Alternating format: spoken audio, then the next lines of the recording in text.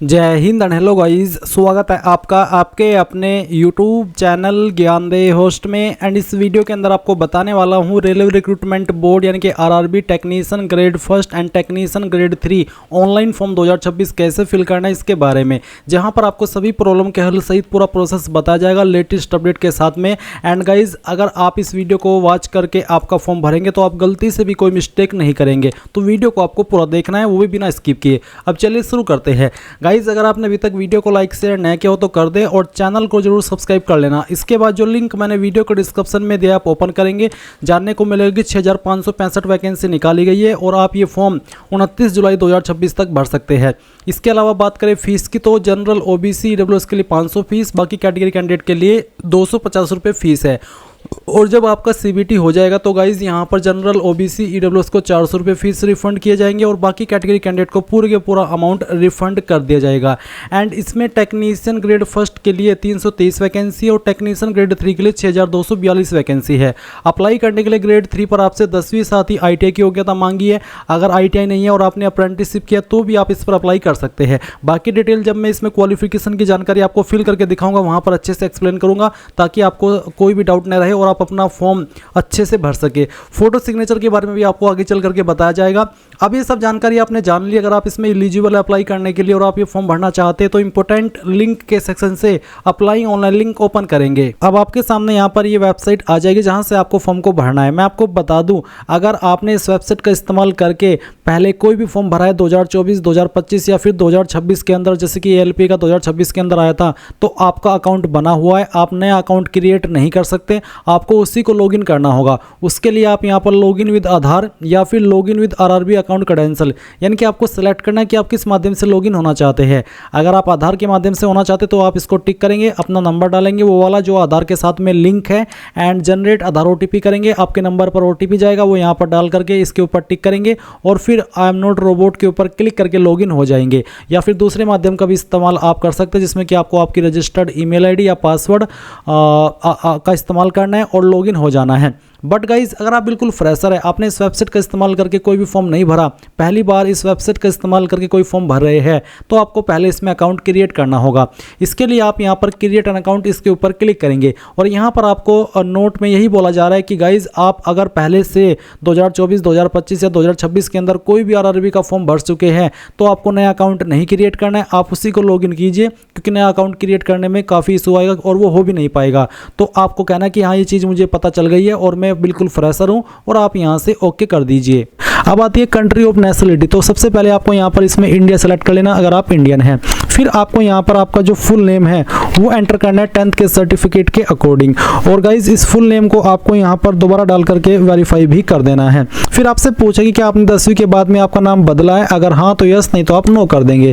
फिर जो आपका डेट ऑफ बर्थ है वो आप यहाँ पर कैलेंडर के ऊपर क्लिक करके सिलेक्ट करेंगे। पहले आप यहाँ से आपका जो ईयर है वो सिलेक्ट कर लेंगे, फिर उसके बाद में आपको यहाँ पर जो आपका मंथ है वो सिलेक्ट करना है एंड देन यहाँ पर डे, तो आपका डेट ऑफ बर्थ आ जाएगा। फिर गाइज, आपको डेट ऑफ बर्थ को यहाँ पर दोबारा से यहाँ पर डाल के वेरीफाई करना है। तो जो भी आपका डेट ऑफ बर्थ अभी आपने भरा वो आप यहाँ पर एंटर कर दें। इसके बाद आप आपका जेंडर सेलेक्ट कर लेंगे, मेल या फीमेल। जेंडर को दोबारा सेलेक्ट करके वेरीफाई कर देंगे। सेम वे में आप यहाँ पर आपका जो फादर नेम है वो एंटर करेंगे। ये भी आपको 10th के सर्टिफिकेट के अकॉर्डिंग फिल करना है। तो फादर नेम को आपको यहाँ पर दोबारा डाल करके वेरीफाई कर देना है। इसके बाद आप यहाँ पर आपकी माताजी का नाम एंटर करेंगे, माताजी के नाम को दोबारा डाल करके वेरीफाई कर देंगे। फिर आती कॉन्टैक्ट डिटेल। यहाँ पर आप आपकी ईमेल एड्रेस डालेंगे जो कि आप रजिस्टर करना चाहते हैं और फिर जनरेट ईमेल OTP के ऊपर क्लिक करेंगे। आपकी इस ईमेल के ऊपर एक OTP सेंड किया जाएगा जो कि आप यहाँ पर डाल करके वेरीफाई कर देंगे। सेम वे में आप आपका मोबाइल नंबर डालेंगे और जनरेट मोबाइल OTP इसके ऊपर क्लिक करके इसको भी वेरीफाई कर देंगे। अब आपके पास 3 ऑप्शन नीचे यहाँ पर है। एक है वेरिफिकेशन थ्रू डिजिलॉकर और दूसरा है वेरिफिकेशन थ्रू आधार कार्ड या फिर I do not have Aadhaar card. तो अगर आप डिजिलॉकर के माध्यम से वेरिफिकेशन करना चाहते तो आपको वेरिफिकेशन थ्रू डिजिलॉकर इसके ऊपर क्लिक करना होगा। आपको डिजिलॉकर की वेबसाइट के ऊपर ट्रांसफर किया जाएगा।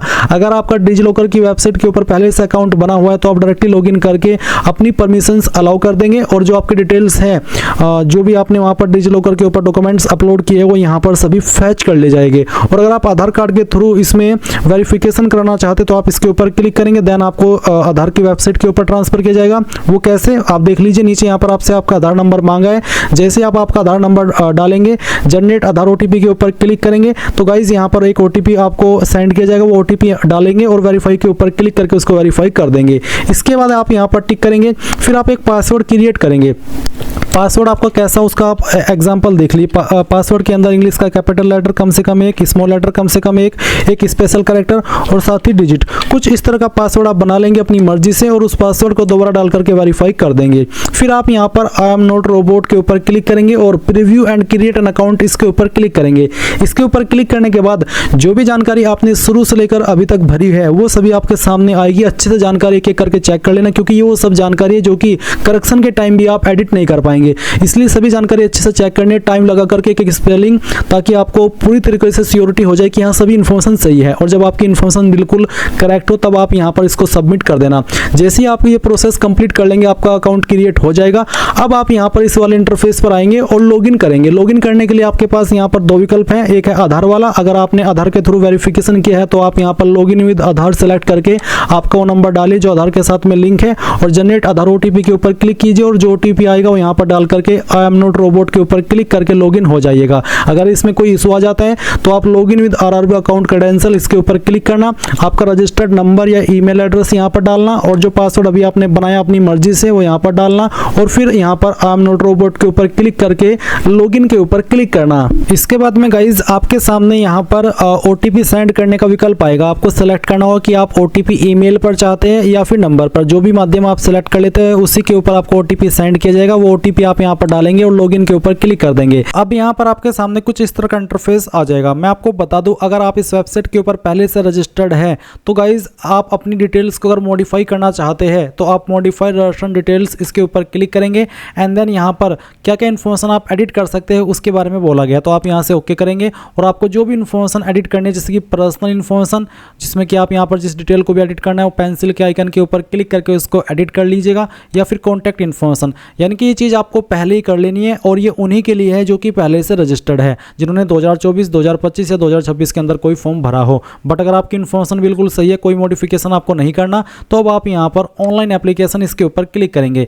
यहाँ पर आपके सामने आपकी वैकेंसी आएगी, ऊपर होगी आपकी टेक्नीशियन ग्रेड फर्स्ट की वैकेंसी और नीचे ग्रेड 3 की। तो अगर आपको ग्रेड 3 पर अप्लाई करना है आप यहाँ पर आपका जोन सेलेक्ट करेंगे, जिस जोन के लिए आपको अप्लाई करना है, उसके बाद यहाँ पर टिक करेंगे एंड देन नेक्स्ट के ऊपर क्लिक कर देंगे। इसके बाद गाइज यहाँ पर मेरा जो डाटा है वो फैच कर लिया गया, क्योंकि मैंने पहले से फॉर्म भर के रखा है, इसलिए मैं यहाँ पर आपको अपने डाटा से किस तरह से आपको जानकारी भरनी है वो एक्सप्लेन करने वाला हूँ। तो आप ऊपर की तरफ जो इन्फॉर्मेशन देखेंगे वो होगी जो कि आपने अभी रजिस्ट्रेशन करते समय भरी। जो आपको यहाँ पर अभी नई इन्फॉर्मेशन भरनी है वो है आपका मैरिटल स्टेटस। तो आपको बताना है आप मैरिड हो या अनमैरिड हो, जो भी आपका स्टेटस है वो आप यहाँ पर सेलेक्ट कर लेना।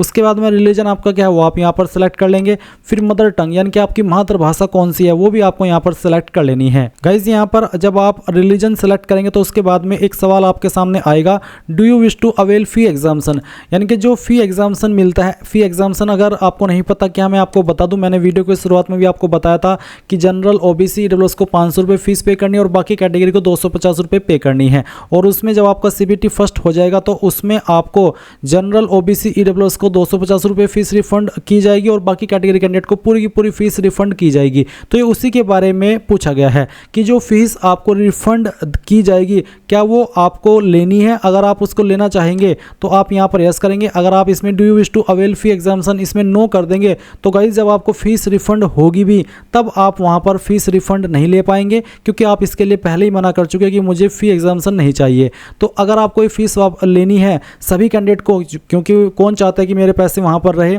और ये फीस तो आपको चाहे आप एग्जाम के अंदर पास हो चाहे फेल हो तब भी मिलेगी, बस आपको एग्जाम देना है। तो आप सभी कैंडिडेट इसमें यस कर देना कि हाँ मुझे फी एग्जाम्शन चाहिए। अब जैसे मैंने यहाँ पर यस किया, यस करने पर यहाँ पर इन्फॉर्मेशन आती है कि you have claimed waiver of examination fee, you will be required to furnish an affidavit on non judicial stamp paper mentioning your minority community at the time of document verification, यानी कि जब आपका document verification होगा तो उस वक्त आपको दिखाना होगा कि मैं माइनॉरिटी से आता हूँ या फिर उस कैटेगरी से आता हूँ जिसको ये छूट मिल रही है। तो गाइज आप वहाँ पर दिखाएंगे। आप इसमें I understand and I agree इसके ऊपर क्लिक कर देंगे। ये ऑप्शन उनके लिए भी है जो कि यहाँ पर सिलेक्ट हो जाएंगे और फिर वो चाहते कि मुझे अपनी पूरी की पूरी फीस रिफंड चाहिए। अब क्योंकि ऐसा भी है कि कुछ कैंडिडेट तो ऐसे जो इसमें एग्जाम देने के बाद में सिलेक्ट नहीं होंगे उनको तो फीस रिफंड मिलेगी, बट कुछ ऐसे भी होंगे जो कि यहाँ पर जिनकी जॉब लग जाएगी। अब वो ऐसे में ये भी सोचेंगे कि यार थोड़ा सा तो अमाउंट है, क्या हम इसको वापस ले। तो ये उनके लिए ताकि आप डॉक्यूमेंट वेरिफिकेशन में दिखाइए कि मेरी ये माइनॉरिटी कम्युनिटी है या फिर मैं SC ST से से आता हूँ और मुझे फ़ीस चाहिए। बाकी कैंडिडेट को यहाँ पर जब आपको फ़ीस रिफंड का प्रोसेस आएगा वहाँ पर ली जा सकती है आपसे ये वाली इन्फॉर्मेशन। तो आप I understand and I agree इसके ऊपर क्लिक कर दे। अब इसके बाद में मदर टंग आपको यहाँ पर आपकी सेलेक्ट कर लेनी है। फिर choice of language for examination, यानी कि आप अपने जो एग्ज़ाम है वो कौन सी लैंग्वेज में देना चाहते हैं। जो भी लैंग्वेज आप सिलेक्ट कर लेंगे फिर इसी में आपको एग्जाम देना होगा। इसके बाद permanent visible mark of identification first, आपकी बॉडी के ऊपर ऐसा निशान जिससे आपकी बॉडी की पहचान होती है। ये निशान आपकी बॉडी के ऊपर कहीं पर भी हो सकता है, तो वो निशान के बारे में आप यहाँ पर डाल दीजिए। एंड अगर आपकी बॉडी के ऊपर कोई ऐसा निशान नहीं है तो आप यहाँ पर नो मार्क लिखेंगे। बट अगर आपकी बॉडी के ऊपर है तो आप पहला निशान लिखेंगे, और अगर दूसरा भी कोई निशान है तो आप उसके बारे में भी लिख देंगे। अगर नहीं है तो आप यहाँ पर नन लिख सकते हैं या फिर नो मार्क भी लिख सकते हैं। अब आपके सामने यहाँ पर कम्युनिटी आएगी, तो आपको बताना है कि आप जनरल हो, एसटी हो, ओबीसी हो या ईडब्ल्यूएस हो। अगर आप ओबीसी हो तो आपके सामने किस तरह का विकल्प आएंगे मैं आपको दिखाता हूँ। मैंने ओबीसी सेलेक्ट किया। ओबीसी सेलेक्ट करने पर यहाँ पर कहा है कि only those communities which are recognised by central government of India as SC ST and OBC non creamy layer are eligible for reservation, यानी कि जो सेंट्रल गवर्नमेंट के SC ST OBC NCL candidate हैं उन्हीं को यहाँ पर रिजर्वेशन का फायदा मिलेगा। तो आप यहाँ पर I understand and I agree इसके ऊपर क्लिक करेंगे। फिर आपको बताना है कि आप नॉन क्रीमी लेयर है या फिर क्रीमी लेयर। क्रीमी लेयर तो जनरल में ही काउंट किए जाते हैं, नॉन क्रीमी लेयर को यहाँ पर रिजर्वेशन का फायदा मिलता है। अब जब आप नॉन क्रीमी लेयर सेलेक्ट करेंगे ओबीसी, तो आपसे कहा है कि आपका जो सर्टिफिकेट है वो आपका 1 अप्रैल 2026 के बाद का बना होना चाहिए और 29/7/2026 के बाद का नहीं होना चाहिए, यानी कि 1/4/2026 से लेकर के 29/7/2026 के बीच का बना होना चाहिए। और उसमें जो आपकी मैक्सिमम इनकम है वो 8 लाख से ज़्यादा नहीं होनी चाहिए। तो आप I understand and I agree इसके ऊपर क्लिक कर देंगे। अब आपको यहाँ पर अपनी जानकारी देनी है कास्ट सर्टिफिकेट की। इसमें आपको नेम ऑफ द कास्ट, आपकी कास्ट कौन सी है वो आपको यहाँ पर लिख देनी है। अभी आप जो वीडियो में देख सकते हैं ये कास्ट सर्टिफिकेट है जो कि सेंट्रल गवर्नमेंट का बना हुआ है। अब इसमें यहीं पर लिखा है तेली कम्युनिटी, यानी कि जो कैंडिडेट का कास्ट है वो तेली कम्युनिटी से आता है। तो आपको आपका सर्टिफिकेट देखना है और उसमें यहाँ पर अपनी कास्ट लिख देनी है जो उसमें सर्टिफिकेट में लिखी गई है। फिर है कम्युनिटी सर्टिफिकेट नंबर, तो कम्युनिटी सर्टिफिकेट नंबर आपको प्रमाण पत्र क्रमांक के सामने जो भी नंबर लिखा है वो यहाँ पर डाल देना है। उसके बाद किसके द्वारा ये जारी हुआ है। अब आप आपका सर्टिफिकेट चेक करेंगे, जैसे कि यहाँ पर लिखा है सक्षम अधिकारी के बाद में तहसीलदार। ये सभी जो सर्टिफिकेट है कास्ट के, चाहे वो एससी एसटी का हो चाहे ओबीसी का, वो अलग अलग अधिकारी के द्वारा जारी किए जाते हैं। तो आपको देख लेना है कि कौन सी पोस्ट ने उसको जारी किया है। जिसने भी किया है वो आपको सक्षम अधिकारी के बाद में देखने को मिलेगा। यहाँ पर तहसीलदार लिखा है तो इसका मतलब है कि इसको तहसीलदार ने किया। तो आपको यहाँ पर आना है और आपकी उसी पोस्ट को सिलेक्ट कर लेना जिसने कि आपका सर्टिफिकेट जारी किया है। कौन सी स्टेट के द्वारा जारी हुआ है, तो ये उत्तर प्रदेश के हुआ है, वो भी आपको ऊपर टॉप पर देखने को मिल जाता है। जारी डेट भी आपको यहीं पर देखने को मिल जाएगी आपके सर्टिफिकेट में जारी दिनांक के सामने। वो डेट आप यहाँ पर डाल देंगे और मैंने डेट बता दी है कि 1 अप्रैल 2026 से लेकर के जो आपकी इस फॉर्म भरने की लास्ट डेट है उसके पहले का बना होना चाहिए। तो वो डेट आप यहाँ पर सेलेक्ट कर लीजिएगा। और अगर आपकी कैटेगरी एससी एसटी है तो भी आपके सामने इसी प्रकार से विकल्प आएंगे। आपको यहाँ पर इसी प्रकार से कास्ट का नाम देना होगा, आपका जो सर्टिफिकेट नंबर है वो देना होगा, किसके द्वारा वो जारी हुआ है वो बताना होगा, स्टेट बतानी होगी और जारी डेट भी बतानी होगी। फिर नीचे है आपका प्रेजेंट एड्रेस और परमानेंट एड्रेस। तो आपका जो भी प्रेजेंट एड्रेस है वो आप यहाँ पर सेलेक्ट कर लेंगे। पहले आपकी स्टेट, फिर आपके डिस्ट्रिक्ट, और जो एड्रेस है वो आप यहाँ पर एड्रेस के सेक्शन में कंप्लीट वे में डालेंगे।